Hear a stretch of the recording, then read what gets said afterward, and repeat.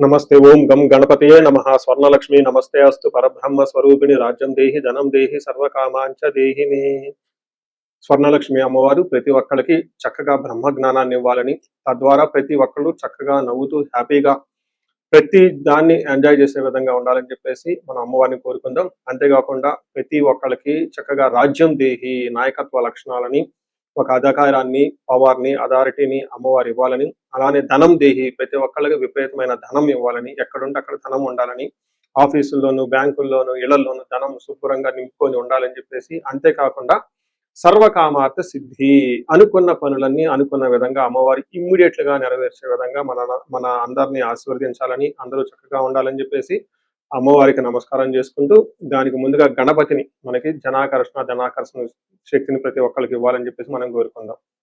ఈ రోజు టాపిక్ మనం చూసుకుంటే గురువు మారుతూ ఉన్నారు. ఎప్పుడు మారుతూ ఉన్నారు? జూన్ 2వ తారీఖున గురువు మారుతూ ఉన్నారు. అయితే ఏంటి, నాకు లాభం ఏంటి, గురువు మారితే ఏంటి, దానివల్ల నేను నాకు అసలు ఏంటి అని మనం ప్రతి ఒక్కళ్ళు ఆలోచించుకుంటూ ఉంటాం. గురువు వచ్చేటప్పటికి 5 రకాల 6 రకాల ముఖ్యమైన పనులు చేస్తూ ఉంటారు. గురువు చాలా రకాల పనులు చేస్తుంటారు. ముఖ్యమైనవి మన ఇండివిడ్యువల్ లైఫ్ లో మనకి ప్రభావం చూపించేది ఫస్ట్ వచ్చేటప్పటికి ధనం. ధన సంపాదనలో ఐశ్వర్యం కావాలంటే గురువు యొక్క అనుగ్రహం మనకు ఉండాలి. రెండోది సంతానం, పిల్లలు చక్కగా ఉండాలి, వాళ్ళు చదువుకోవాలంటే గురువు యొక్క అనుగ్రహం మనకు ఉండాలి. తర్వాత మనకి జ్ఞానం, అద్భుతమైన జ్ఞానం మనకు ఉండాలి. ఓకే, మనం చేసేది మంచినా చెడునా దాని గురించి లోతైన అవగాహన ఉండాలి. మనం చదువుకున్న జ్ఞానం మనకు ఉపయోగపడాలంటే గురువు యొక్క కృప మనకు ఉండాలి. అంతేకాకుండా ధర్మచింతన, మనం ఫాలో అయ్యేది కరెక్ట్ మార్గంలో ఉన్నామా, లేదంటే సన్మార్గంలో ఉన్నామా, లేదంటే తెలవకుండా వేరే మార్గంలో ఉన్నామా, రాంగ్ గైడెన్స్ లో ఉన్నామా, రాంగ్ ఇన్ఫ్లుయెన్స్ తో ఉన్నామా, ఇలాంటి యొక్క అన్ని విషయాలు మనకి గురువు ద్వారానే తెలుస్తుంది. ధర్మచింతన అంటారు. అంతేకాకుండా దైవభక్తి, టీచింగ్, ఇలా రకరకాల విషయాల్లో బంగారం, జ్యువెలరీ మనకి ఎలా ఉంటుంది ఏంటి, ఇలా ముఖ్యమైన యొక్క అంశాలు ప్రతి ఒక్కళ్ళ జీవితంలో గురువు మారటం ద్వారా మనకు ప్రభావితం చేయబోతుంటుంది. ఇది అయితే ఈ గురువు మార్పులో ఇంకా 2-3 ముఖ్యమైన ఇంపార్టెంట్ పాయింట్లు తెలుసుకోవాలి. ఫస్ట్, గురువు మిథున రాశిలో నుంచి కర్కాటక రాశిలోకి మారుతూ ఉన్నారు. ప్రతి సంవత్సరం గురువు ఒక్క రాశిలో తిరుగుతూ ఉంటారు, సంచారం చేస్తూ ఉంటారు. మిథున రాశి సక్సెస్ఫుల్ గా 1 ఇయర్ అంతా కంప్లీట్ చేసుకొని ఇప్పుడు వాళ్ళు కర్కాటక రాశిలోకి వెళ్తున్నారు. అయితే కర్కాటక రాశిలోకి 12 సంవత్సరాల తర్వాత వచ్చి ఉన్నారు కాబట్టి ఈ యొక్క కర్కాటక రాశిలో గురు సంచారం చాలా ముఖ్యమైనది. ఎందుకంటే కర్కాటక రాశిలో గురువు ఉచ్చ స్థానంలో ఉన్నారు. మంచి చక్కగా ఈ సంవత్సరం అంతా పిల్లలు ఎవరు పుట్టినా కానీ వాళ్ళకి గురువు జాతకంలో వచ్చే స్థానంలో ఉండి మంచి యోగ్యతను ఇస్తూ ఉంటారని మనం చెప్పుకోవచ్చు. సో ఈ ఈ యొక్క ఉచ్చ స్థానంలో ఉన్న గురువు సంపూర్ణమైన ఫలితాన్ని, చక్కటి ఫలితాన్ని ప్రతి ఒక్కరికి ఇస్తూ ఉంటారు. అయితే వాళ్ళ యొక్క ప్రభావం 12 మనుషుల మీద ఉంటుంది. ఈ మనుషులందరూ 12 రకాల రాశులుగా విభజించడం జరిగింది. కొన్ని రాశులకి, చాలా వరకు రాశులకి అనుకూలంగాను, కొన్ని రాశులకు ప్రతికూలంగాను, కొన్ని రాశులకి సామాన్యంగాను ఉండే అవకాశం ఉంటుంది. ఇప్పుడు మనం గురువు ప్రతి ఒక్కళ్ళ రాశులకి మేష నుంచి మీన వరకు ఎలాంటి ఫలితాన్ని ఇస్తూ ఉంటారు, ఆ ఫలితాలను మనం ఎలా ఎంజాయ్ చేయొచ్చు, ఇన్ కేసు ఫలితాలు గనక సరిగ్గా వాళ్ళకి అనుభవంలోకి రాకపోతే ఏం చేయాలి, అలానే కొన్ని రాశులకి ఖచ్చితంగా ప్రతికూలమైన పరిస్థితులు ఉన్నాయి, ఎలాంటి ప్రతికూలమైన పరిస్థితులు ఉన్నాయి, వాటిని తప్పించుకోవడానికి మనం ఎలాంటి పరిహారాలు చేసుకోవాలి అనేది కూడాను 12 రాశుల వైజ్గా ఆ రాశికి ఎలాంటి ప్రభావం ఉంటుంది, దానికి మనం ఎలాంటి పరిహారాలు చేస్తే చక్కగా ఉంటామో కూడా మనం ఈ వీడియోలో మనం చక్కగా తెలుసుకుందాం. మనం కుంభరాశి చూద్దాం. కుంభరాశి వాళ్ళకి ఏలినాటి శని యొక్క ప్రభావంతో ఉన్నారు. అయితే లాస్ట్ స్టేజ్ లో ఉన్నారు. అయితే లాస్ట్ ఇయర్ మీకు 2025లో గురువు చాలా అనుకూలంగా ఉండటంతో కుంభరాశి వాళ్ళకి ఏలినాటి శని ప్రభావంతో ఉన్న చాలా విషయంలో, ధనం విషయంలోనూ, తర్వాత జాబ్ విషయంలోనూ చాలా ఊరట కలిగి ఒక నెక్స్ట్ స్టెప్కి అయితే జీవితంలో ముందుకు వచ్చారని మనం చెప్పుకోవచ్చు. అయితే గురువు ఈ మార్పు వల్ల, ఇప్పుడు జరగబోయే మార్పు వల్ల కుంభరాశి వాళ్ళకి అంత అనుకూలంగా ఉండదు. కొంచెం జాగ్రత్తగా ఉండవలసిన పరిస్థితి అయితే ఖచ్చితంగా ఉందని తెలుసుకోవాలి. ఏ విధంగా మన మహర్షుల సంస్కృతంలో ఏం చెప్పారంటే ధారాపుత్ర విరోధచ్చ, భార్యతోటి పుత్రులతోటి విభేదాలు వచ్చే అవకాశం ఉంటుంది, అనవసరంగా గొడవలు పడే అవకాశం ఉంటుంది. అంతేకాకుండా స్వజనే కలహ, అంటే సొంత మనుషులతోటి గొడవలు పడుతూ ఉంటారు. అంటే మీకున్న ఓన్ ఎంప్లాయీస్ కానివ్వండి, లేదంటే ఇప్పటిదాకా మీరు నమ్మి మీ వెనక ఉన్న వాళ్ళు కానీ, అలాంటి వాళ్ళు మిమ్మల్ని ద్వేషించే అవకాశం ఎక్కువ ఉంటుంది.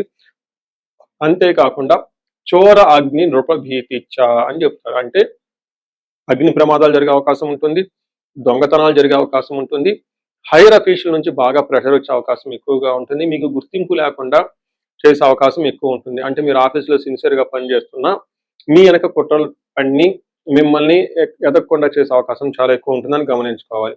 అంతేకాకుండా భీతి, కొంచెం భయంగా ఉండే అవకాశాలు చాలా ఎక్కువ ఉంటుందని గమనించాలి. ఇందులోనూ లాస్ట్ ఇయర్ మకర రాశి వాళ్ళు ఎవరైతే ఉన్నారో, నాది కూడా మకర రాశి కావడంతో ఇందులో కొన్ని నేను కూడా వ్యక్తిగతంగా అనుభవంలోకి వచ్చినాయని మీకు చెప్తాను. ఒకటి చోర అగ్ని రూపభీతిచ్చ. లాస్ట్ ఇయర్ నాకు పర్సనల్ లైఫ్ లో మా పాపది గొలుసు పోగొట్టుకున్నాను ఒక పెళ్లికెళ్ళి. అందుకని చాలా జాగ్రత్తగా పెట్టుకోండి. సంపాదించడం ఒక ఎత్తు, రెండోది కాపాడుకోవటం రెండో ఎత్తు. ఎంత కేర్ తీసుకున్నా కానీ ఆ పెళ్లికెళ్ళి ఆ పెళ్లిలో గొలుసు పోగొట్టుకోవడం జరిగింది. ఇప్పుడు బంగారం విలువ ఎంత ఉందో మీకే తెలుసు కాబట్టి జ్యువెలరీ చాలా జాగ్రత్తగా పెట్టుకోండి. అలానే అగ్ని ప్రమాదాలు జరిగే అవకాశం ఎక్కువ ఉంటుంది. చాలా కేర్ఫుల్ గా ఉండాలి. నృప భీతి, ఎవరైనా గనక జాబ్ చేస్తున్నా, గవర్నమెంట్ అఫీషియల్స్ ఉన్నా, ఇంకొకటి ఉన్నా కానీ పన్నులు త్వరగా కాకుండా చాలా లేట్ అయ్యే అవకాశం ఉంటుంది. సో అది జనరల్ గా నేను ఒక పని మీద ఒక అఫీషియల్ వర్క్ మీద చేయాల్సి వస్తే పని, మా ఆడిటర్ గారు ఏముందండి ఈ పని మీకు హార్డ్లీ 15 days 30 days లో అయిపోతుందని నాకు చెప్పడం, సలహా ఇవ్వడం జరిగింది. కానీ నా ఎక్స్పెక్టేషన్ అది 3 to 4 months లో అవుతుందని నేను అనుకున్నాను. కానీ రియల్ లైఫ్ లో ఆ పని 6 months కంటే ఎక్కువ జరిగింది. అంటే చూడండి, నృప భీతి అంటే గవర్నమెంట్ అఫీషియల్స్ నుంచి ఇంకొక దాని నుంచి వర్క్ అనేది స్మూత్ గా పోకుండా ఇబ్బందులు పడే అవకాశం ఎక్కువ ఉంటుంది. రెండోది ఎక్కువగా ఇంటర్ పర్సనల్ స్కిల్స్ ఎక్కువగా మెయింటైన్ చేయడం అవసరం. చాలా పేషెన్సీగా ఉండవలసిన టైం అయితే మీకు ఖచ్చితంగా ఉంటుంది. ఫ్యామిలీ మెంబర్స్ అంతా మీరు ఇండివిజువల్ గా కలిసి చక్కగా దేవాలయాలు ఎక్కువగా విజిట్ చేయండి, ఆశ్రమాలు ఎక్కువగా విజిట్ చేయండి, శుభకార్యాలకి ఎక్కువగా రెగ్యులర్ గా వెళ్తూ ఉండండి.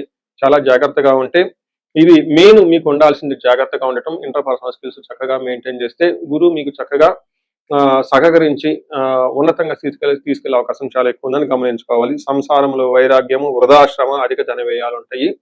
ప్లానెడ్గా ఖర్చు పెడితే చాలా బాగుంటుంది. చూశారు కదండి, కుంభరాశి వాళ్ళకి ఇప్పటిదాకా బాగా సపోర్ట్ ఇచ్చిన గురువు ఈ June 2 తర్వాత కొంచెం వాళ్ళు పెట్టే పరీక్షలు మీరు అంటే పెద్దగా ఇబ్బంది పెట్టరు. బట్ కొన్ని సందర్భాల్లో ఇబ్బందులు పెట్టే అవకాశం ఉంది కాబట్టి పేషెన్సీగా ఉండడం చాలా మంది గమనించాలి.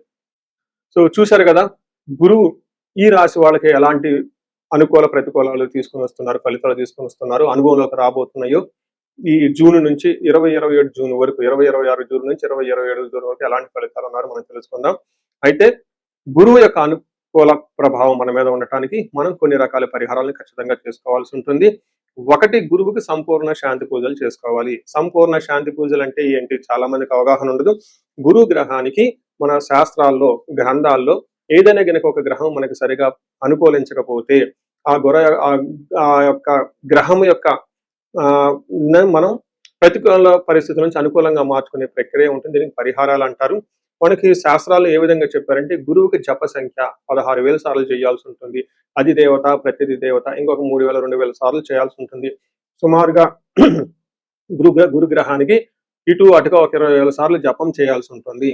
అలానే గురుగ్రహానికి తర్పణం చేయాల్సి ఉంటుంది, గురుగ్రహానికి దానం చేయవలసి ఉంటుంది, గురుగ్రహానికి హోమం చేయవలసి ఉంటుంది. ఇలా ఈ 4 రకాల ప్రక్రియలను ఎవరైతే చేస్తారో గురుగ్రహ సంపూర్ణ శాంతి పూజలు అంటారు. అయితే ఇండివిజువల్ గా వాళ్ళు చేసుకోవటం కష్టం కాబట్టి సద్బ్రాహ్మణుల్ని, దేవాలయాల్లో ఉన్న పండితుల్ని, లేదంటే గురువు యొక్క మంత్రాన్ని తీసుకొని వాళ్ళు కొన్ని లక్షల సార్లు, వేల సార్లు ఉపాసన చేసి చక్కగా సాధన చేసిన వాళ్ళ దగ్గరికి వెళితే ఆ మంత్రం వాళ్ళ ద్వారా సిద్ధించి గురువు యొక్క అనుకూలం మీకు అనుకూలంగా ఉంటుంది. ఇది కాకుండా గురువుకి సంబంధించిన దేవాలయాలు అంటే మేధా దక్షిణామూర్తి కానివ్వండి, లేదంటే హయగ్రీవ సంబంధించిన దేవాలయాలు చక్కగా విజిట్ చేయడం చాలా మంచిది. ఇంకా ముఖ్యంగా గురు గ్రహం యొక్క శాంతికి మీరు ఆశ్రమాలు చక్కగా విజిట్ చేయొచ్చు. భగవద్గీత, పురాణాలు, వేదాలు, వేదాంతాలు, ఇలా యాన్షియంట్ స్క్రిప్చర్స్, పురాతనమైన గ్రంథాలను తెలుసుకొని అర్థం చేసుకుంటే చాలా బాగుంటుంది. గురుగ్రహ శాంతి గురించి ఇంకొకటి ముఖ్యమైనదంటే మీకు చదువు చెప్పిన గురువుల్ని వాళ్ళ దగ్గర ఆశీర్వాదం తీసుకోవడం చాలా ఇంపార్టెంట్. సాధువుల్ని, తర్వాత మీ ఇంటికి ఎప్పటి నుంచో అనాదిగా ఉన్న పురోహితులు, బ్రాహ్మణులు, వాళ్ళు మీకు మంచి చెడు చెబుతుంటారు. అలాంటి వాళ్ళని మీరు సత్కరించడం, గౌరవించడం, వాళ్ళకి దక్షిణలు ఇవ్వటం, ఇవన్నీ చేస్తే గురువు యొక్క గురు గ్రహం యొక్క అనుకూలం మీకు అనుకూలంగా ఉంటుంది. అంతేకాకుండా గురువు యొక్క అనుకూలమైన పరిస్థితులకి మీరు గురువులకు సంబంధించిన దత్త చరిత్ర చదువుకోవటం ఇంకా చాలా బాగుంటుంది. ఇంకా మీరు ఆశ్రమాలలో కనుక కొన్ని రోజులు కనుక టైం స్పెండ్ చేయగలిగితే అక్కడ యోగా చేయటం, మెడిటేషన్ చేయటం ఇవన్నీ చేస్తూ ఉంటే గురు గ్రహం యొక్క బలం పెరిగి ఇప్పటిదాకా మనం చెప్పుకున్న పరిస్థితుల్ని చక్కగా ఇంకా మంచి అద్భుతమైన రిజల్ట్ వచ్చే అవకాశం ఉంటుంది. ఇన్ కేసు ప్రతికూలమైన పరిస్థితులు ఉన్నా కానీ ఆ ప్రతికూలమైన పరిస్థితులను అధిగమించి చక్కగా లైఫ్ అంతా ముందుకెళ్ళడానికి అంత అవకాశం ఉంటుంది. ఈ సంవత్సరం ఈ గురువు యొక్క కర్కాటక రాశిలో ఉన్నంత వరకు 12 రాశుల వారికి చక్కగా అష్టైశ్వర్యాలు కలగాలని, భోగభాగ్యాలు కలగాలని చెప్పేసి, చక్కగా ఉండాలని చెప్పేసి నేను కోరుకుంటున్నాను. నమస్తే.